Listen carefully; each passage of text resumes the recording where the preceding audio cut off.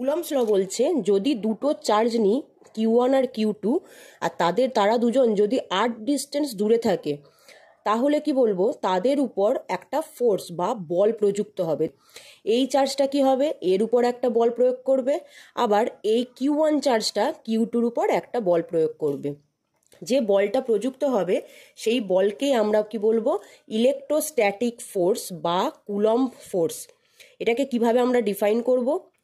Fe মানে electrostatic force, তার মানটা হচ্ছে দুটো যে আধান তাদের গুণফলের সমানুপাতি, তার মানে Q1 ইন্টু Q2, আবার Fe প্রপোর্শনাল টু কি হচ্ছে 1/r², মানে এই যে আধান দুটোর দূরত্ব যেটা হলো r তার বর্গের ব্যস্তানুপাতি।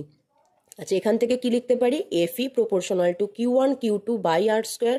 তাহলে Fe is equals to K Q1 Q2 by r², যেখানে K হচ্ছে একটা প্রপোর্শনালিটি কনস্ট্যান্ট। আচ্ছা, K এর ভ্যালুটা কি পাবো? একটা CGS পদ্ধতি, একটা SI পদ্ধতিতে। CGS এর মান হচ্ছে 1 আর SI এর মান হচ্ছে 9 × 10⁹ newton metre square per coulomb square.